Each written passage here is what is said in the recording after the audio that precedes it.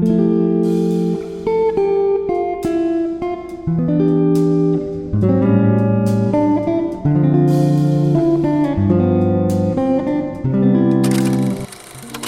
ನಮಸ್ಕಾರ, welcome back to my channel.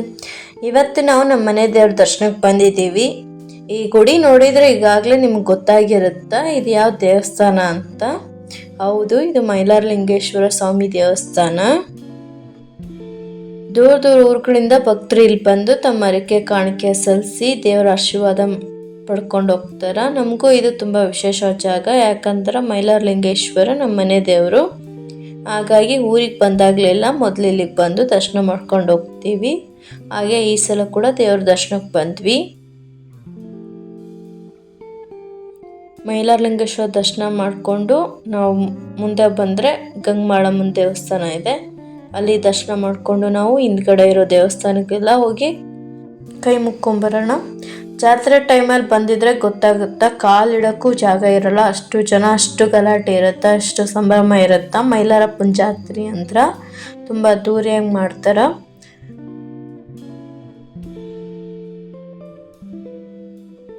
ದೇವ್ರ ದರ್ಶನ ಎಲ್ಲ ಆದಮೇಲೆ ಮನಸ್ಸಿಗೆ ಒಂಥರ ಸಮಾಧಾನ, ನೆಮ್ಮದಿ ಸಿಕ್ತು. ಅದರಲ್ಲೂ ಮನೆ ದೇವರು ದರ್ಶನ ಆದಮೇಲಂತೂ ತುಂಬಾ ಖುಷಿ ಆಯಿತು. ಆಂಟಿಯವರೂರಿಗೆ ಈ ಊರು ತುಂಬ ಹತ್ರ ಇತ್ತು. ನಾವು ಬೈಕಲ್ಲೇ ಬಂದ್ವಿ, ಪಾಪು, ನಾನು, ಆಶಾ, ಅಭಿ.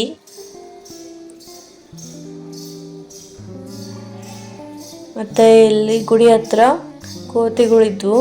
ನಮ್ಮ ಸೈಡ್ ಕೋತಿಗಳು ಜಾಸ್ತಿನೇ. ಏನಾದರೂ ಕೈಯಲ್ಲಿ ಕವರ್ ಇಟ್ಕೊಂಡು ಹೋದರೆ ಕಸ್ಕೊಳಕ್ಕೆ ಬರ್ತವೆ. ನಮ್ಮ ಪಾಪುಗೆ ತುಂಬ ಇಷ್ಟ ಮಗಗಳು ಅಂದ್ರೆ, ಅದ್ರ ಜೊತೆ ಆಟಾಡೋಕೆ ಹೋಗ್ತಾಳೆ ಹಂಗೆ ಅಂತ. ನಾವು ಕೈಯಲ್ಲಿದ್ದು ಕವರಲ್ಲಿ ಬಾಳೆಹಣ್ಣಿತ್ತು ಕೊಟ್ವಿ.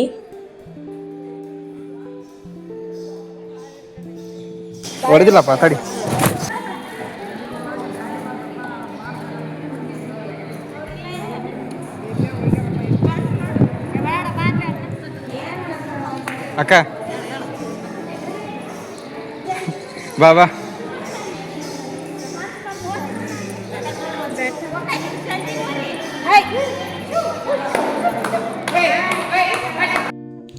ಮತ್ತು ಇಲ್ಲಿ ನನಗೆ ಇಷ್ಟ ಆಗಿತ್ತು ಒಂದು ವಿಷಯ ಅಂದ್ರೆ, ಎಲ್ಲಂದ್ರಲ್ಲಿ ಎಣ್ಣೆ ಹಾಕಿ ದೀಪ ಹಚ್ಚೋದಕ್ಕೆ ಬಿಡಲ್ಲ. ಅದಕ್ಕೆ ಒಂದು ವಿಶೇಷ ಒಂದು ಬೆಂಕಿ ಹೊಂಡ ಮಾಡ್ಯಾರ, ಅದರಲ್ಲೇ ಎಣ್ಣೆ ಹಾಕಬೇಕು, ದೀಪ ಹಚ್ಚಬೇಕು. ಇದು ಒಂಥರ ಚೆನ್ನಾಗಿದೆ. ಬೇರೆ ಕಡೆ ಏನೋ ಥರ ಎಣ್ಣೆ ಚೆಲ್ಲಿ ಗಲೀಜಾಗಲ್ಲ, ಬೇರೆಯವ್ರಿಗೂ ಯಾರಿಗೂ ತೊಂದರೆ ಆಗಲ್ಲ.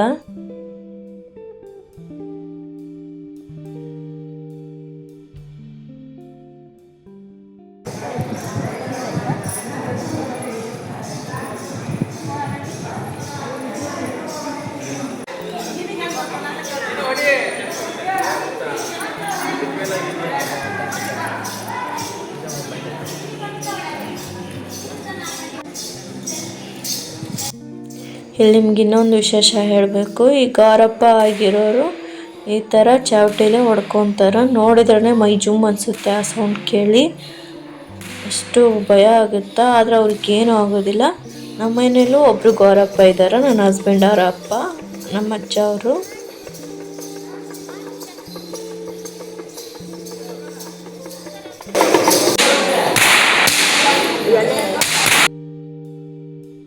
ಇಷ್ಟೇ ಇವತ್ತಿನ ನಮ್ಮನೆ ದೇವರ ದರ್ಶನದ ಲಾಗು. ನಿಮ್ಮ ಮನೆ ದೇವರು ಯಾರು ಅಂತ ಕಮೆಂಟ್ನಲ್ಲಿ ತಪ್ಪದೆ ತಿಳಿಸಿ.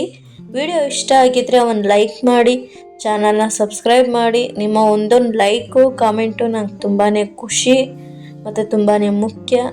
ನಿಮ್ಮ ಸಪೋರ್ಟ್ ಇದ್ದರೆ ಇನ್ನೂ ಒಳ್ಳೊಳ್ಳೆ ಲಾಗ್ಗಳನ್ನು ನಿಮ್ಮ ಮುಂದೆ ತರೋಕ್ಕೆ ನನಗೂ ಉತ್ಸಾಹ ಬರುತ್ತೆ. ಹಾಗಾಗಿ ಹೀಗೇ ಸಪೋರ್ಟ್ ಮಾಡ್ತಾಯಿರಿ.